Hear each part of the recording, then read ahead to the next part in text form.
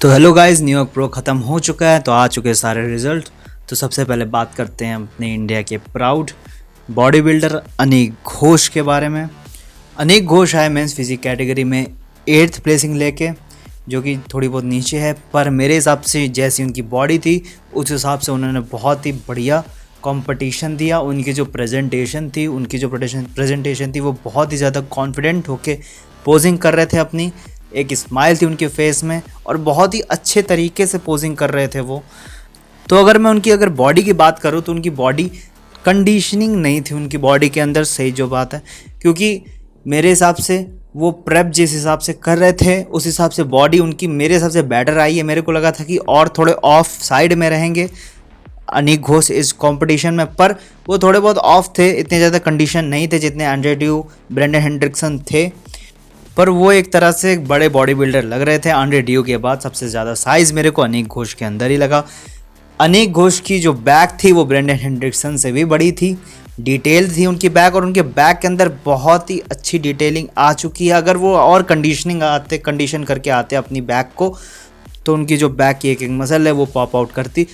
और अगर इस कंपटीशन में कंडीशन आ जाते पूरी तरीके से अनीक घोष तो मेरे हिसाब से वो टॉप 4 में भी आ सकते थे इस कंपटीशन में। इसके बाद हम लोग बात करते हैं टॉप 3 की, अगर तो 3rd प्लेस में थे एंड्रे ड्यू, 2nd नंबर पे आए एडविन पल्मीरा और फर्स्ट आए इसमें ब्रेंडन हेंड्रिक्सन विनर थे हम लोग के। सबसे पहले हम लोग बात करें अगर तो एंड्रे ड्यू की। एंड्रे ड्यू जो कि एक सोशल मीडिया का मेगा स्टार है, बहुत फ़ैन फॉलोइंग है उनकी। तो उनकी जो बॉडी थी वो बैक से बहुत ही ज़्यादा बड़ी थी। पहली बात तो उनकी बॉडी ही बहुत ही ज़्यादा बड़ी थी, उनकी बॉडी बहुत ज़्यादा बड़ी लग रही थी, ह्यूज बॉडी थी, पर जजेस ने उसको एक्सेप्ट किया है मेरे हिसाब से। उनकी बैक जो थी वो डेंस्ड लग रही थी, बहुत ही ज़्यादा बड़ी बैक थी। इनकी बैक भी ब्रेंडन हेंड्रिक्सन से बेटर थी क्योंकि बहुत ज़्यादा बड़ी थी, रिप्ड थी, कंडीशनड आए थे ये। फ्रंट से लैग कर रहे थे, इनका चेस्ट, इनके शोल्डर्स, इनके बाइसेप इनका बेस्ट लगता है मेरे को। इनको जो चेस्ट है बहुत ही अच्छा लगता है, बहुत ग्रेनी चेस्ट है इनका, पर वहीं पे उतना ही ज़्यादा ये लैग करते हैं अपने एब्डोमेन के एरिया में। इनका जो एब्स है, लोअर एब्स विजिबल नहीं थे, अपर एब्स विजिबल थे थोड़े बहुत।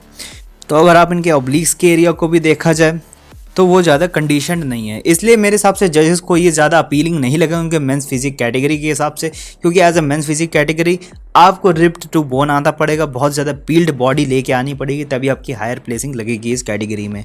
इसके बाद बात करते हैं हम एडविन पल्मीरा की। तो एडविन पल्मीरा ने रियली बहुत ही ज़्यादा ही मेरे को शॉक किया है, क्योंकि इनकी जो बॉडी थी वो अलग हिसाब की लग रही थी मेरे को। बहुत ही ज़्यादा ह्यूज बॉडी बिल्डर हैं, लंबे बॉडी बिल्डर हैं ये भी अपनी टॉप नॉच कंडीशन में आए थे इस कंपटीशन में, पर ब्रेंडन हेंड्रिक्सन भी अपनी टॉप नॉच कंडीशन में आए थे और दोनों ही अच्छी कंडीशनिंग में थे। जजेस को ब्रेंडन हेंड्रिक्सन ज़्यादा पसंद आए तो बहुत ही अच्छा लगा मेरे को, क्योंकि एक ओल्ड बॉडी बिल्डर को जिताया जजेस ने। तो ऑल ओवर अगर मैं ब्रेंडन हेंड्रिक्सन की बॉडी की बात करूँ तो वो बहुत ही अच्छे दिख रहे थे। इसके बाद हम लोग बात करते हैं क्लासिक फिजिक कैटेगरी की। तो क्लासिक फिजिक कैटेगरी में सबसे पहले मैं बात करना चाहूँगा जो 2nd में आया जोसेमा के बारे में। जोसेमा की जो बॉडी थी वो बहुत ही ह्यूज लग रही थी टेरेंस रफिन से, उनकी भी बॉडी बहुत बड़ी है। वो मेरे को लगता है क्रिस बमस्टड जैसी बॉडी कैरी करते हैं, बस उतनी ज़्यादा क्रिस बमस्टड जैसी उनकी मसल मैच्योरिटी नहीं है, उतना मज़ा नहीं आता इनको देखने में। पर जोसेमा की बॉडी भी बहुत ज़्यादा परफेक्ट लगती है मेरे को। उनके जो ग्लूट्स और उनके जो हैमस्ट्रिंग है उसमें कसम से उनके ग्लूट्स इतने फट के बाहर निकलते हैं, हैमस्ट्रिंग उनकी बहुत अच्छी है, और जब वो फ्रंट लैट स्प्रेड करते हैं तब बहुत ही अच्छे दिखते हैं। वहीं में बात करें हम लोग टेरेंस रफिन की, तो टेरेंस रफिन को बहुत ही अच्छा कंपटीशन दिया था जोसेमा ने, पर टेरेंस रफिन भी बहुत ही ज़्यादा कंडीशन आए थे जैसे वो आते हैं। उनकी बॉडी बहुत ही अच्छी लग रही थी, वो क्लासिक फिज़ीक जैसी होती है वैसी क्लासिक फिज़ीक थी टेरेंस रफिन की, और बहुत ही ज़्यादा कंडीशन थे। उनके भी ग्लूट्स हैमस्ट्रिंग बहुत अच्छे लग रहे थे, उनकी बॉडी ऑल ओवर बहुत अच्छी थी।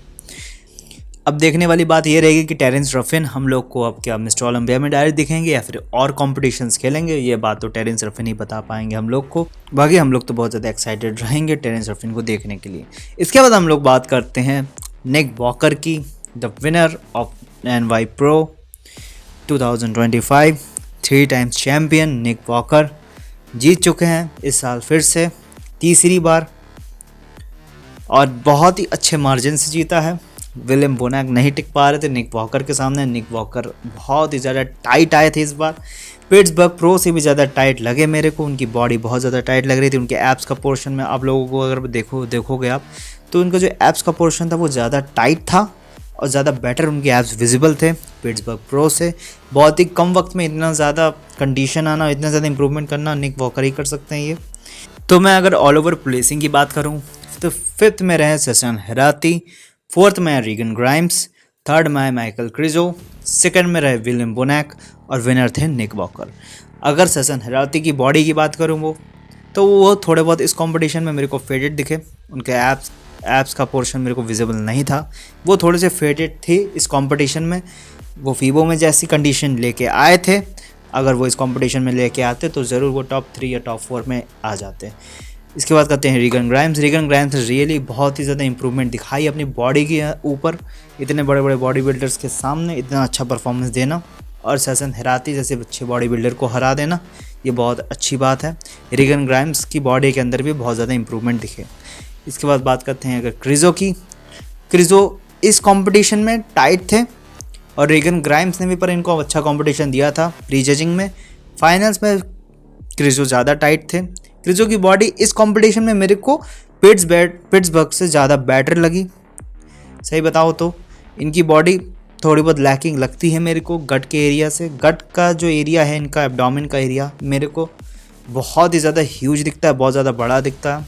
इसके ऊपर क्रिजो को बहुत ही ज़्यादा काम करना पड़ेगा मेरे हिसाब से। और इसके बाद बात करते हैं अगर विलियम बोनैक की, तो विलियम बोनैक सही में इनक्रेडिबल लग रहे थे। इतने साल हो चुके हैं इनको compete करते हुए, पर आज भी अपनी बॉडी बहुत ही अच्छी तरीके से मेंटेन करी है इन्होंने। ये थोड़े बहुत तो लैकिंग पॉइंट्स है विलियम बोनैक के ऊपर भी। उनका जो एब्डोमेन का एरिया है वो फैल चुका है, गट फैल चुका है, उनका साइज़ कम हो चुका है थोड़ा बहुत। लेग्स के ऊपर जैसे पहले था वैसा नहीं बचा है। और उनके जो बैक का एरिया है वो भी थोड़ा बहुत लैक करता है, पर फिर भी थोड़ा बहुत सही इंप्रूवमेंट की उन्होंने, पर वो थोड़ा बहुत लैकिंग है। मेन बात जो लैक करते हैं उनकी बॉडी के ऊपर विलियम बोनैक की, तो वो है उनका एब्डोमेन का एरिया जो थोड़ा बहुत बड़ा और फैल चुका है। निक वॉकर की बात करें अगर, तो निक वॉकर की बॉडी बहुत ज़्यादा रिप्ड थी और अच्छी आई थी, पिट्सबर्ग प्रो से भी बेटर आई थी। इस कंडीशनिंग को लेके पिट्सबर्ग प्रो में उतर जाते तो शायद जीत जाते, पर फिर भी उधर ही जजेस हरा देते क्योंकि पिट्सबर्ग प्रो में बेटर थे डेरेक लेसफर्ड से, और इस कंपटीशन में और ज़्यादा बेटर होके आए थे और उनके सामने कोई भी कंपटीशन नहीं था। 3 टाइम्स वो न्यूयॉर्क प्रो विनर बन चुके हैं। अब उन्होंने बोला है मैं डायरेक्ट ओलंपिया में दिखूंगा आप लोगों को। शायद बीच में किसी भी कंपटीशन में दिख सकते, पर मेरे हिसाब से निक वॉकर का जैसा माइंडसेट है उनको मिस्टर ओलंपिया में ही डायरेक्ट आना चाहिए और वो शायद आएंगे भी। और निक वॉकर हम लोग को 2 साल बाद, क्योंकि लास्ट में 2022 में दिखे थे वो, 2-2.5 साल बाद हम लोग को दिखेंगे निक वॉकर स्टेज के ऊपर मिस्टर ओलंपिया के। और मेरे को लगता है इस साल का टॉप 4 के अंदर या टॉप 3 के अंदर ज़रूर आएंगे निक वॉकर, ये बात तो है, क्योंकि उनकी बॉडी बहुत ही ज़्यादा इम्प्रूव हो चुकी है पहले से और बहुत ही बेटर शेप में है। और उन्होंने खुद ही बोला है कि mutant will be back in mister Olympia. तो बहुत ही अच्छा बीता ये हफ्ता न्यूयॉर्क प्रो का हम लोग का। बहुत ही अच्छी बॉडी देखने को मिली हम लोग को। तो फर्दर जो अपडेट्स रहेंगी वो आती रहेगी चैनल के ऊपर। So this is the end of the video. Hope you enjoy the video.